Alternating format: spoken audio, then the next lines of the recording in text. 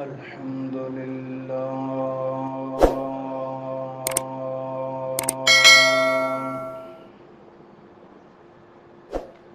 الحمد لله نحمده ونستعينه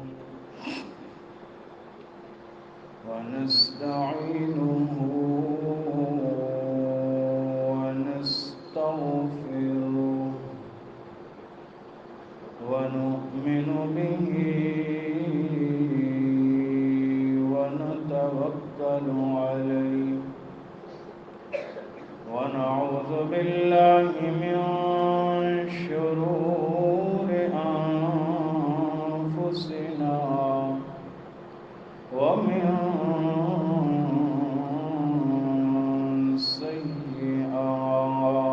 سيئات أعمالنا من يهده الله فلا مضل له ومن يضلله فلا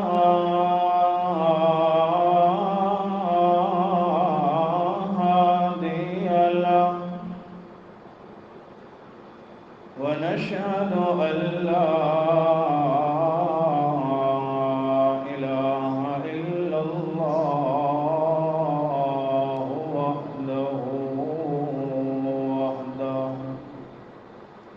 وحده لا شريك له ونشهد أن سيدنا وسندنا ونبينا ومولانا وأولانا محمودنا مقصودنا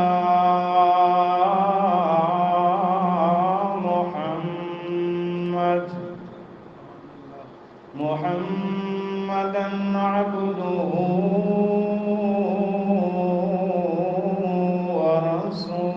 ورسوله أما بعد فأعوذ بالله من الشيطان الرجيم بسم الله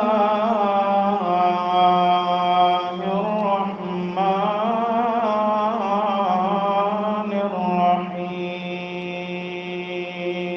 الرحيم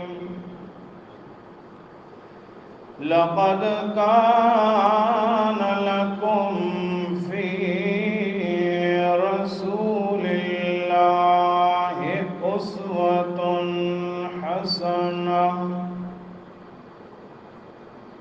لمن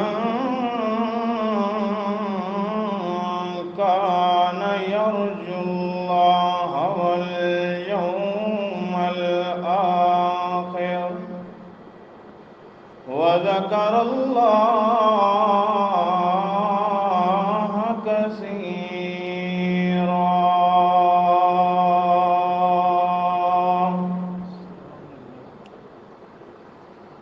سبحان ربك رب العزة عما يصفون وسلام على المرسلين والحمد لله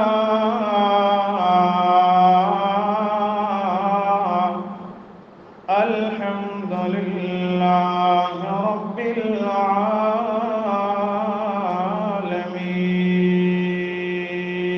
العالمين سامعین محترمین बुजुर्गों भाइयों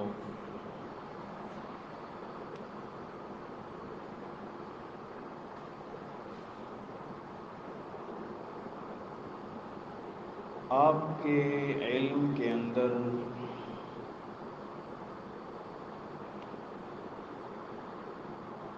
یہ بات پہلے سے ہونی چاہیے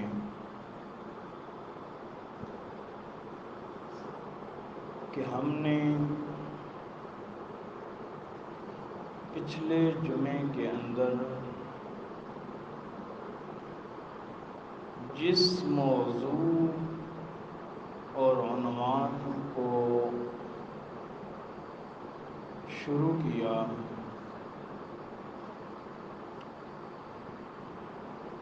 وہ ہے مقصد زندگی کیا ہے۔ تو میں نے آپ کے سامنے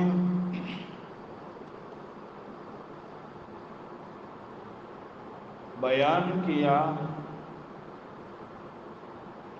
مقصد زندگی ہے لا الہ الا اللہ، جو بڑے واضح اور کھلے الفاظ کے ساتھ بیان کیا کہ اسی مقصد کے لیے اللہ نے انسان کی پیدائش کی اور ساری کی ساری کائنات کو اللہ نے وجود دیا تو اس ہی مقصد کی پہچان کروانے کے لیے۔ سارے کے سارے انبیاء مبعوث ہوئے تو اس کی بھی وجہ اور خلاصہ ان کی دعوت کا صرف اور صرف یہی تھا کہ لوگوں صرف اللہ ہی کی عبادت کرو۔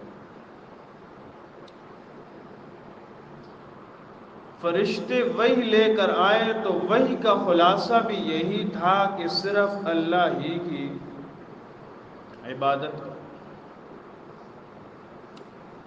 تو پتہ چلا انسان کی زندگی کا مقصد ہے لا الہ الا اللہ، نہیں ہے کوئی الہ سوائے اللہ کے۔ الہ اسے کہتے ہیں جس کے اندر دو صفتیں پائی جائیں، اور جس کے اندر دو صفتیں پائی جائیں وہ الہ ہوتا ہے۔ جب وہ الہ ہوتا ہے تو عبادت کے لائق بھی وہی ہوتا ہے۔ تو ہم نے کلمے کا معنی کیا نہیں ہے کوئی الہ سوائے اللہ کے۔ کیا مطلب؟ کہ دو صفات کا حامل صرف اللہ ہی ہے تو عبادت کے لائق بھی صرف اللہ ہے۔ وہ دو صفتیں یاد ہیں؟ ایک صفت تھی علیم بکل شیء، دوسری قدیر بکل شیء۔ علیم بکل شیء، ہر چیز کو، ہر ذرے کو جاننے والی ذات صرف اللہ کی۔ قدیر بکل شیء، ہر چیز پر کنٹرول، اختیار، حکم، آرڈر چلتا ہے تو صرف اللہ کا۔ تو یہ دو صفتیں کس کے اندر پائی جاتی ہیں؟ اللہ کی۔ اور یہی دو صفتیں اللہ نے ذکر کی اور بعد میں اپنی الوہیت کا اعلان کیا کہ لوگوں قادر بھی میں ہوں، علیم بھی میں ہوں۔ تو پھر آگے فرمایا هو اللہ لا الہ، نہیں ہے کوئی اور الہ سوائے اللہ۔ بہرحال یہ تو مقصد زندگی کی بات تھی، لیکن خلاصہ ساری کی ساری پچھلے جمعے کی تقریر کا یہ ہے کہ اللہ پاک نے سورہ یوسف کے اندر ایک ہی بات ارشاد کی۔ سورہ یوسف پارہ نمبر 12 آیت نمبر 40، فرمایا امرا اللہ تعبدوا الا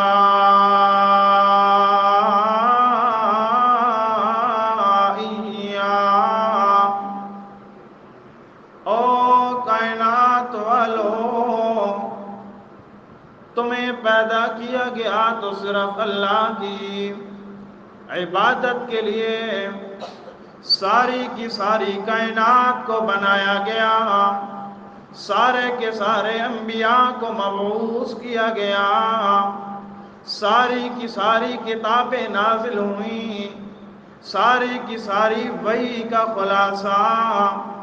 اور میرا محبوب پیغمبر کے آنے کا مقصد بھی یہی تھا، تاکہ لوگوں کو صرف اور صرف ایک اللہ کی عبادت پر لگا دیا جائے، ایک در کا بھکاری بنا دیا جائے، ایک در کے ساتھ جوڑ دیا جائے، در در سے ہٹا دیا جائے، اس اشرف مخلوق کو، اس اچھی مخلوق کو، اس عظمت اور شان والی مخلوق کو دنیا والوں کے دروں سے ہٹا کر صرف ایک اللہ کے در سے لگا کر اس کو اس کی شان پہچانی جائے کہ اے کائنات والو، تمہاری شان بہت بلند ہے، تمہاری عظمت بہت بلند ہے، تمہارا مقام بہت بڑا ہے، اس لیے کہ اللہ نے تمہارے مقام کا کتنا خیال رکھا،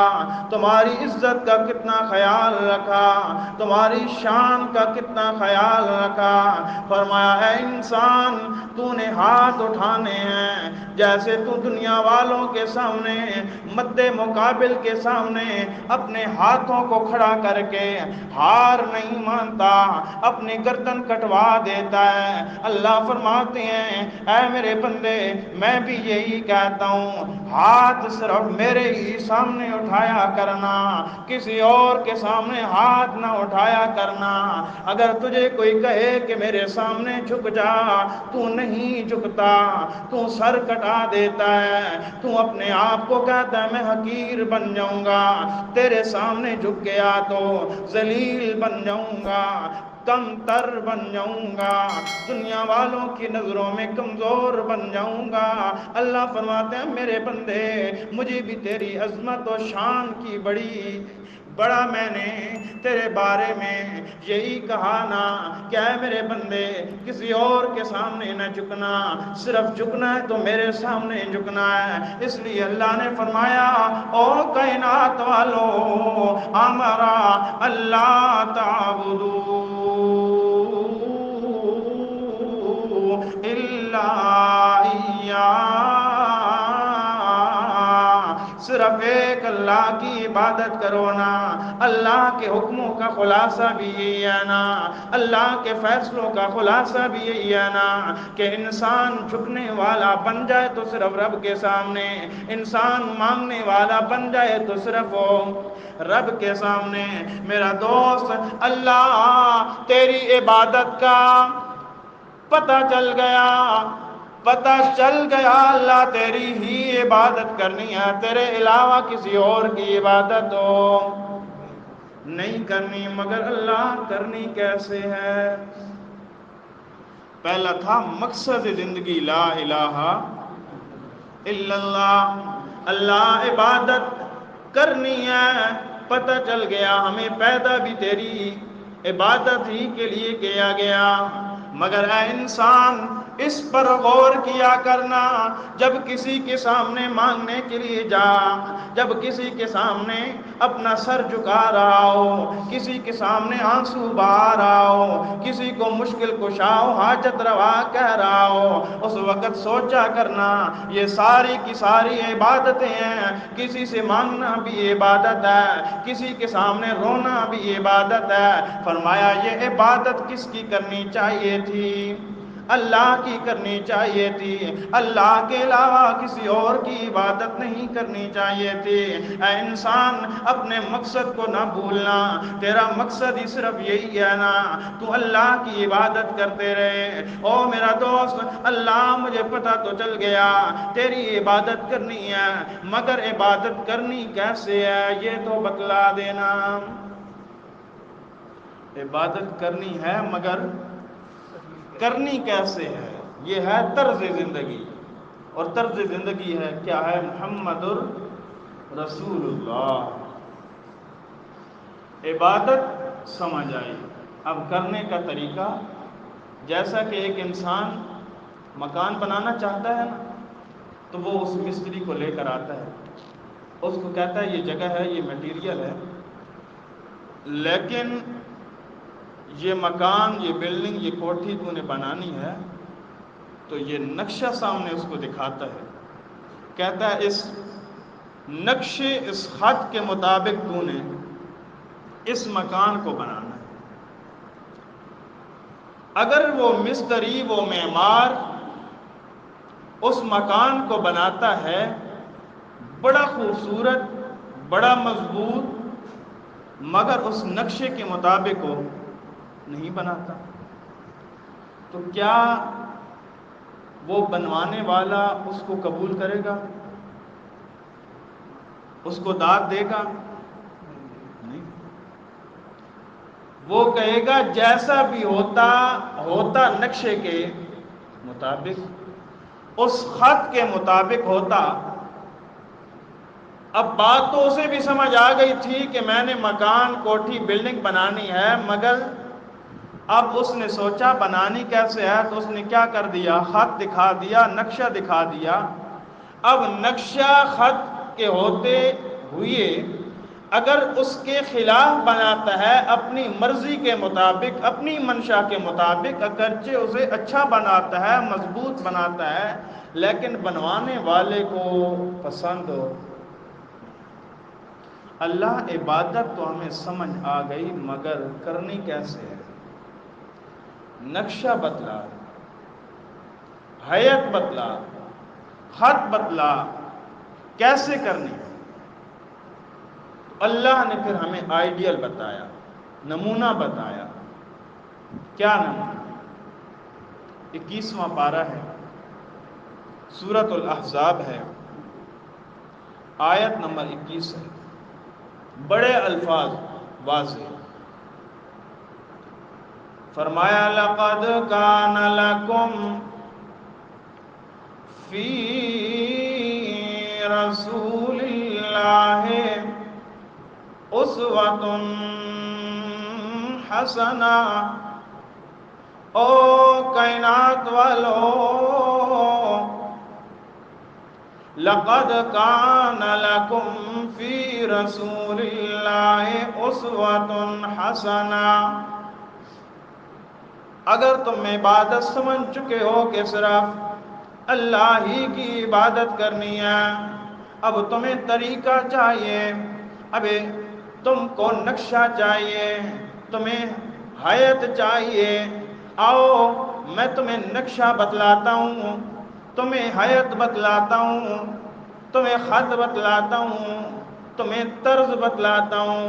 اللہ کس کی طرز پر چلنا ہے، کس کے طریقے پر چلنا ہے، کس کے نمونے پر چلنا ہے۔ اللہ فرماتے ہیں لَقَدْ كَانَ لَكُمْ، اس کا معنی یہ ہے کہ اللہ فرماتے ہیں مجھے اللہ ہونے کی قسم، مجھے اللہ اپنی ذات کی قسم اٹھاتا ہے۔ لَقَدْ كَانَ لَكُمْ، مجھے اپنی ذات کی قسم، مجھے اللہ ہونے کی قسم، کان لکم، او کائنات والو، تمہارے لیے فی رسول اللہ، ای فی حیات رسول اللہ، اللہ کے پیارے پیغمبر کی زندگی اسوۃ، نمونہ ہے۔ اللہ کیسا نمونہ؟ اللہ فرماتے ہیں اسوۃ حسنہ، بہت بہترین نمونہ ہے، بہت بہترین طریقہ ہے۔ اللہ نے فرمایا او کائنات والو، اگر تم نے عقیدہ رکھنا ہے تو وہ بھی محمد الرسول اللہ صلی اللہ علیہ وسلم کے طریقے کے مطابق، سنت کے مطابق، نقشے کے مطابق سیرت کے مطابق تمہارا عقیدہ بھی ہو اور تمہارا عمل بھی ہو تو وہ بھی پیارے پیارے پیغمبر کے طریقے اور سنت کے مطابق ہو۔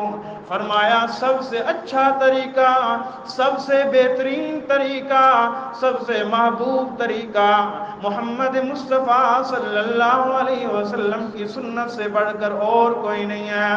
سب سے محبوب طریقہ وہی ہے جیسے میرے محبوب نے عمل کر کے دکھایا، جیسے میرے محبوب نے عقیدہ بنا کر کائنات والوں کو بتلایا۔ او کائنات والوں، عقیدہ رکھو تو صرف اللہ کی ذات کے ساتھ، کسی اور کی ذات کے ساتھ عقیدہ نہ رکھو۔ اب تیرا عقیدہ دیکھ تو وہ بھی پیارے پیغمبر کے عقیدے کے خلاف، اگر تیرا عمل دیکھا جائے تو وہ بھی پیارے پیغمبر کے عمل کے خلاف، سنت کے خلاف۔ مجھے بتلا تو صحیح نا، تو نقشے کے بغیر مکان پسند نہیں کرتا، اللہ پیارے پیغمبر کی سنت کے خلاف تیرا عمل اور عقیدہ کیسے قبول کرے گا؟ تو ایک مکان نہیں برداشت کرتا، قبول کرتا، اور تو اپنی ساری زندگی کی محنت کہتا ہے اللہ قبول کرے۔ آئیڈیل تو بتایا نا اللہ نے، نمونہ تو بتلایا نا،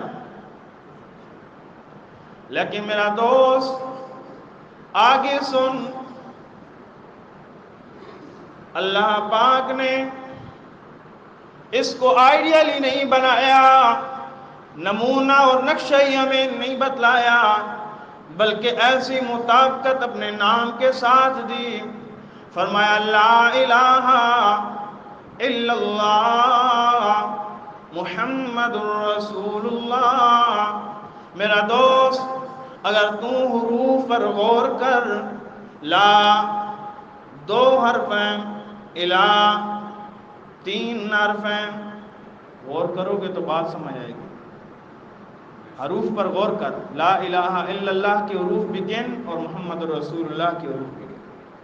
لا الہ الا اللہ، لا کے اندر 2 حرف آتے ہیں، الہ کے اندر 3 حرف آتے ہیں، اللہ کے اندر 2 حرف آتے ہیں، اللہ کے اندر 4 حرف آتے ہیں، یہ کل 12 حروف بن گئے۔ کتنے؟ 12 حروف بن گئے۔ آگے پڑھ، محمد 4 حروف، رسول 4 حروف، رسول اللہ، اللہ کے اندر بھی 4 حروف، محمد کے اندر، رسول کے اندر بھی 4 حروف، آگے لفظ اللہ کے اندر بھی 4 حروف۔ اللہ فرماتے ہیں مقصد زندگی کے بھی 12 حروف، طرز زندگی کے بھی 12 حروف۔ فرمایا مقصد کے اندر بھی اگر کمی کوتاہی ہوگی تو قابل قبول نہیں ہوگا، طرز زندگی کے اندر بھی اگر کمی کوتاہی ہوگی تو قبول نہیں ہوگا۔ اللہ کیسے قبول نہیں ہوگا؟ اللہ فرماتے ہیں میں نے اپنے نام کے اندر میں نے جو مقصد بیان کیا، میں نے جو انسان کی زندگی کے لیے مقصد رکھا وہ ہے لا الہ الا اللہ۔ اللہ کتنی کمی کوتاہی برداشت نہیں ہوتی۔ اللہ فرماتے ہیں لا الہ الا اللہ۔ ان حروف کو پڑھو، ان میں بھی نقطہ کوئی نہیں، غور کرو، لا الہ الا اللہ، ان کے اندر بھی نقطہ کوئی نہیں، محمد الرسول اللہ کے اندر بھی نقطہ کوئی نہیں۔ اللہ فرماتے ہیں اپنی ذات کے اندر نقطے جتنا شرک بھی برداشت نہیں کرتا، اپنے پیارے محبوب کی اطاعت کے اندر بھی کسی بندے کی طرف سے ایک ذرہ برابر کسی اور کی پیروی کرنے کو بھی برداشت نہیں کرتا۔ میرا دوست، اللہ پاک نے صرف اور صرف محمد الرسول اللہ کو اپنے نام کے ساتھ جوڑا ہے، اور کسی کے نام کو اپنے نام کے ساتھ نہیں جوڑا۔ اس لیے اللہ پاک نے اپنے پیارے محبوب پیغمبر محمد مصطفیٰ صلی اللہ علیہ وسلم کو خاتم النبیین بنا کر بھیجا، کائنات والوں کو بتلایا، او کائنات والوں، اپنے محبوب پیغمبر کا اپنے نام کے ساتھ نام اس لیے جوڑ رہا ہوں کہ اس کے بعد اور کوئی نبی اور کوئی محبوب نہیں آنا، اس کے بعد اور کوئی پیغمبر اور رسول نہیں آنا۔ فرمایا قیامت تک شریعت چلے گی تو صرف محمد رسول اللہ کی چلے گی، شریعت چلے گی، سنت چلے گی، کتاب چلے گی تو صرف محمد رسول اللہ کی چلے گی۔ تو میرا دوست، جو انسان اس زندگی کے مطابق زندگی گزارے گا، سنت محمدی کے مطابق زندگی گزارے گا، وہ تو انسان نجات پا جائے گا۔ لیکن جو انسان اس کے مخالف زندگی گزارے گا، اس کے مخالف زندگی گزارے گا، اس کا کیا بنے گا؟ میرا دوست، قرآن مقدس سورۃ الفرقان ہے، اللہ پاک فرماتے ہیں وہ دن بھی یاد کرنا جس دن یوم یعض الظالم علی یدیہ یقول یا لیتنی اتخذت مع الرسول سبیلا یا ویلتا لیتنی لم اتخذ فلانا خلیلا لقد اضلنی عن الذکر بعد اذ جاءنی۔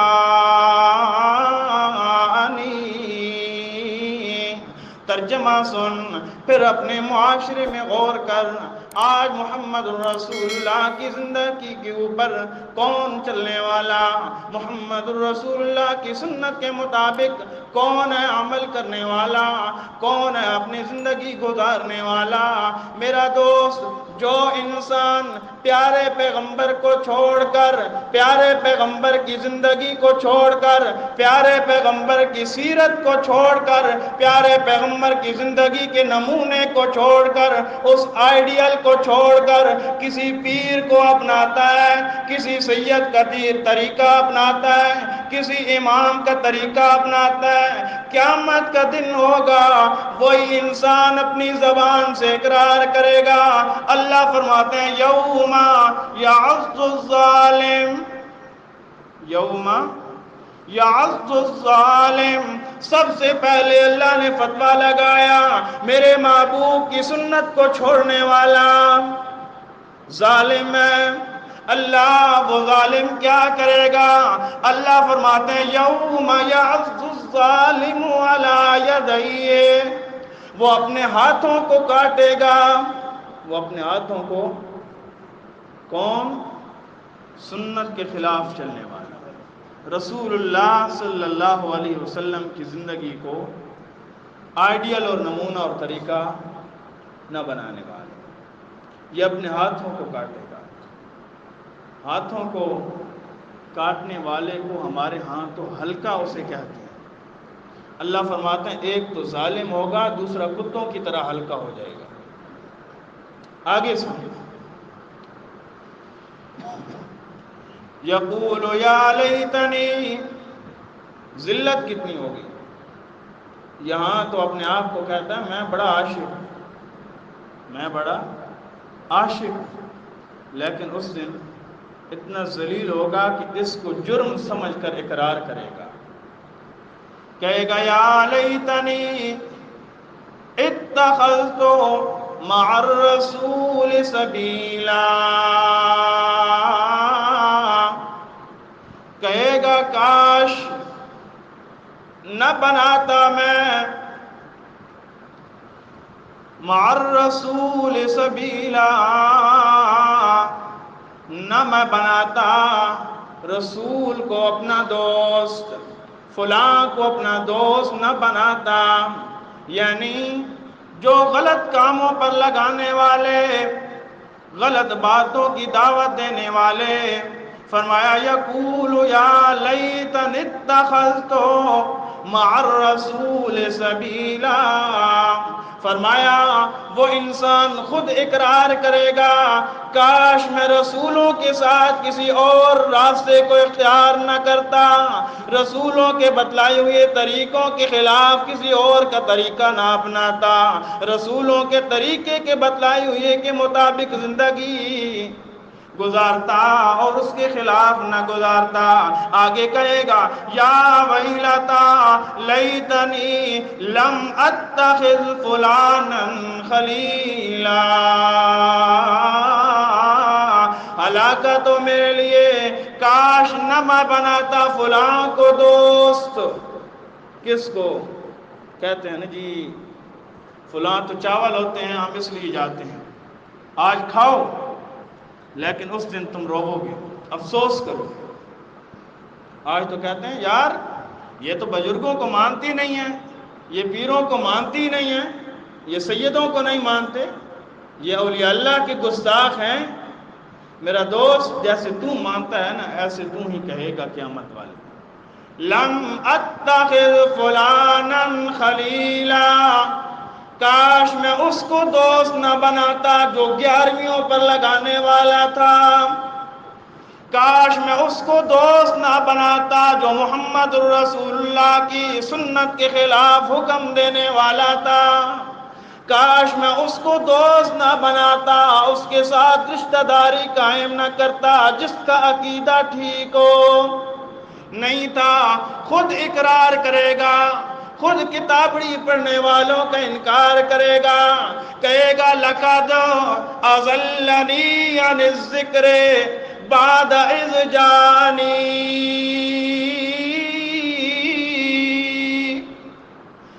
کیوں دوست نہ بناتا، کیوں یاری نہ بناتا، خود اقرار کرے گا، کہے گا لقد اضلنی، اس نے مجھے گمراہ کیا، اس نے مجھے ورگلا دیا، اس نے مجھے صحیح راستے سے دور کر دیا۔ تو کیسے آیا تھا سیدھے راستے پر؟ تجھے کیسے معلوم ہوا کہ تو سیدھے راستے پر تھا یا آ جاتا اور تجھے اس نے گمراہ کر دیا؟ وہ کہے گا عن الذکر بعد اذ جانی،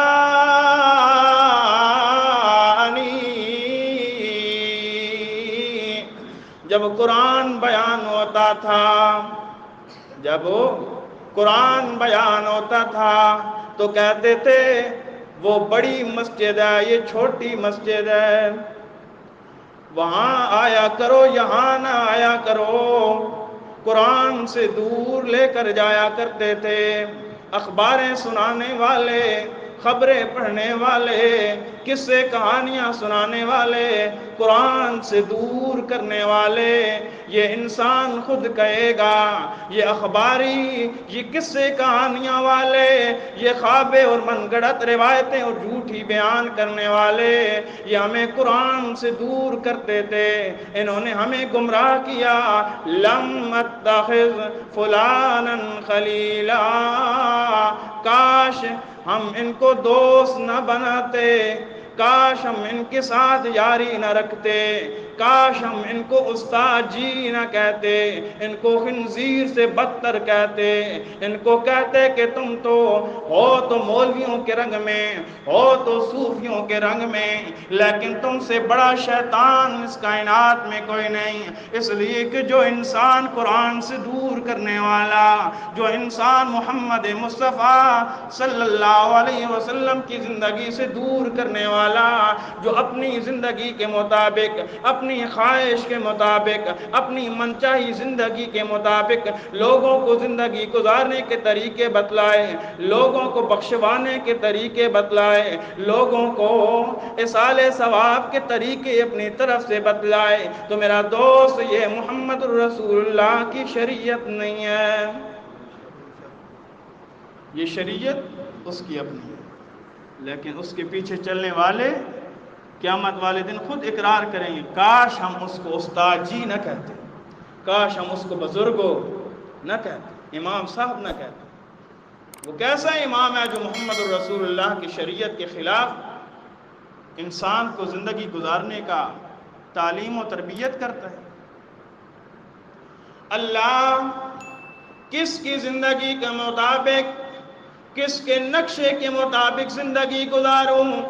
اللہ فرماتے ہیں تمہارے لیے سب سے بہترین طریقہ، سب سے بہترین نقشہ فی رسول اللہ اسوۃ حسنہ۔ کس کا طریقہ ہے؟ فی رسول اللہ، رسول کا طریقہ۔ کس کا؟ رسول کا طریقہ۔ اللہ کتنا اچھا ہے، کتنا اچھا ہے یہ طریقہ۔ اللہ نے ایک جگہ فرمایا اسوۃ حسنہ، وہ طریقہ بہت اچھا ہے۔ اللہ کتنا اچھا ہے، کوئی مثال، کوئی لمٹ، کوئی اس کا انجام، کوئی اس کا ثمرہ۔ اللہ پاک نے فرمایا اے انسان تو مجھ سے پوچھتا ہے کہ کتنا اچھا طریقہ ہے۔ اللہ فرماتے ہیں اتنا اچھا طریقہ ہے، اتنا اچھا طریقہ ہے، قُلْ إِن كُنتُمْ تُحِبُّونَ اللَّهَ، او کائنات والو اگر تمہیں یہ بات پسند ہے کہ تم سے اللہ محبت کرے، سب کو پسند ہے کہ اللہ تم سے محبت کرے، تو اللہ فرماتے ہیں پھر تم نے کرنا کیا ہے؟ کسی پیر کے نقش قدم پر نہیں چلنا، کسی سید کے نقش قدم پر نہیں چلنا، کسی مولوی اور امام کے نقش قدم پر نہیں چلنا۔ اللہ کرنا کیا ہے؟ تو ہم سے محبت کرنے لگ جائے۔ اللہ کیا کرنا ہے؟ اللہ فرماتے ہیں فَاتَّبِعُونِی یُحْبِبُکُمُ اللہ۔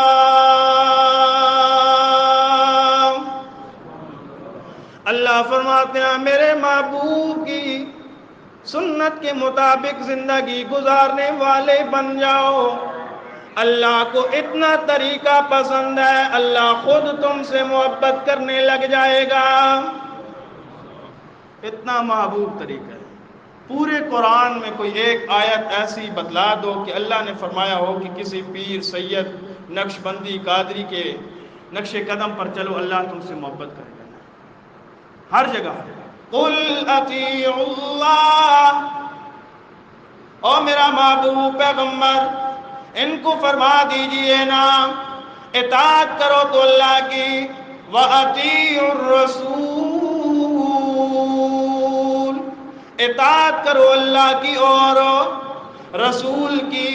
20 جگہ قرآن مقدس نے اطاعت و اتباع کا حکم دیا تو صرف اللہ اور رسول کی اطاعت کا حکم دیا۔ تو میرا دوست اتباع کے اندر 3 چیزیں ہوا کرتی ہیں۔ کتنی؟ 3 چیزیں ہوا کرتی ہیں۔ التأسی ان تفعل فعل مثلی لأجلی، او کائنات والو اگر تم اتباع کرنا چاہتے ہو، اگر تم پیارے محبوب کی سنت پر چلنا چاہتے ہو، 3 باتوں کا خیال رکھنا، 3 باتوں کو ذہن میں رکھنا۔ ایک بات یہ ہے التأسی، وہ شریعت سے ثابت بھی ہو، شریعت سے ثابت بھی ہو۔ تو کسی کو کنج بخش کہے، تو کسی کے بارے میں عقیدے رکھے، لیکن یہ شریعت سے عقیدہ ثابت ہو۔ اگر نہیں ہے تو پھر قبول ہوگا مردود ہوگا؟ بولو یار، مردود ہوگا نا۔ اگر تیرا عقیدہ ہی سنت کے مطابق نہیں، پیارے محبوب کے عقیدے کے مطابق نہیں، پھر وہ قبول نہیں، مردود ہوگا۔ اللہ اگر یہ بات شریعت سے ثابت ہے، دوسرا کام فرمایا ان تفعل فعل مثلی پھر تو کر اس طریقے کے ساتھ جس طریقے سے محمد مصطفیٰ صلی اللہ علیہ وسلم نے کیا۔ اب بات سمجھ آئی، اذان ثابت ہے مگر طریقہ کیا ہے؟ اللہ اکبر سے شروع ہوتی ہے، لا الہ الا اللہ پر ختم ہوتی ہے، یہ طریقہ ثابت، یہ بات ثابت۔ لیکن اگر کوئی اذان شروع کرے الصلاۃ والسلام علیک یا رسول اللہ سے اور ختم بھی انہی الفاظ سے کرے تو میرا دوست ثابت تو اذان ہے مگر طریقہ، یہ الفاظ بھی ثابت ہو نہیں ہے۔ تو اصال ثواب کرتا ہے، اصال ثواب کے ہم منکر نہیں ہیں، اصال ثواب تو ثابت ہے مگر طریقہ کار غلط ہے۔ طریقہ بھی کون سا ہو؟ جو محمد الرسول اللہ کی سنت کے مطابق۔ تو قبروں پر قرآن پڑھے، تو بخشوانے کے لیے جنازے کے بعد جو آرے دے، تو قرآن کو ایک کے پاس سے 10 آدمیوں کے پاس سے گزار کر کہے کہ یہ بخشا گیا ہے، یہ طریقہ ٹھیک نہیں ہے، یہ طریقہ ثابت نہیں ہے۔ جب ثبوت مل جائے کسی چیز کا پھر اس کا طریقہ بھی دیکھنا، طریقہ کون سا ہو؟ طریقہ بھی وہی ہو جو طریقہ محمد رسول اللہ نے کام کا بتلایا اور کر کے دکھلایا۔ تیسری بات یہ ہے لِأَجَلِهِ، جب تجھے معلوم ہو جائے یہ بات شریعت کی پھر تو اس کے مطابق کرے جیسے محمد مصطفیٰ صلی اللہ علیہ وسلم نے کیا۔ لیکن تیسری بات بھی تیرے ذہن میں ہونی چاہیے کہ یہ عمل کر رہا ہوں، یہ عمل کرنے کا مقصد یہ ہے کہ صرف اللہ راضی ہو جائے، صرف اللہ راضی ہو جائے، کسی اور کی خوشنودی کے لیے، کسی اور حرص کے لیے۔ اسی لیے اللہ کے پیارے محبوب محمد مصطفیٰ صلی اللہ علیہ وسلم کے صحابی حضرت عمر رضی اللہ تعالیٰ عنہ نے فرمایا، طواف کے دوران پتھر کو دیکھا بوسہ دیتے ہوئے، پہلے فرمایا انی اعلم انک حجر لا تنفع ولا تضر، آگے فرمایا ما قبلتک، میں تجھے کبھی بھی بوسہ نہ دیتا اگر میرے محبوب پیغمبر نے تجھے بوسہ۔ تو پتہ چلا کہ انسان کو کام کرنے سے پہلے 3 باتوں کا خیال رکھنا چاہیے۔ ایک، یہ جو کام کر رہا ہوں یہ نبی سے شریعت سے ثابت ہے یا نہیں، اگر ہے تو کرے، نہیں ہے تو اگر ہے تو پھر کرے کس طریقے سے جیسے محمد الرسول اللہ نے کر کے دکھلایا ہے۔ اور اگر کام بھی ثابت شدہ کرتا ہے اور کرتا بھی ایسی ہی ہے جیسے محمد مصطفیٰ صلی اللہ علیہ وسلم نے کیا، لیکن کرتا اس لیے ہے کہ لوگ مجھے نیک کہیں، لوگ مجھے کہیں کہ بڑا بھائی سنت پر عمل کرنے والا، لوگوں کی خوشنودی کے لیے، لوگوں کو راضی کرنے کے لیے، فرمایا نہیں یہ عمل بھی قبول ہو۔ دل میں یہ بات ہونی چاہیے، شریعت پر عمل ہو جائے اور اللہ راضی ہو جائے۔ آپ بھی آئندہ کے بعد ایسا ہی کرو گے؟ یہ بدعات کون ختم کرے گا؟ یہ بدعات ساری کی ساری محمد الرسول اللہ کی سنت کے خلاف ہے، بالکل اپنی زندگی سے۔ اگر تم اس مسجد میں آنے والے ان بدعات کو ختم نہیں کرو گے تو اور کون کرے گا؟ یہ سارا گاؤں بھرا پڑا ہے، ہر ایک بدعت کے اندر مبتلا ہے۔ اچھا خاصا پڑھا لکھا دیندار کہلوانے والا طبقہ اپنے گھر سے بدعات کو نہیں ختم کر سکتا۔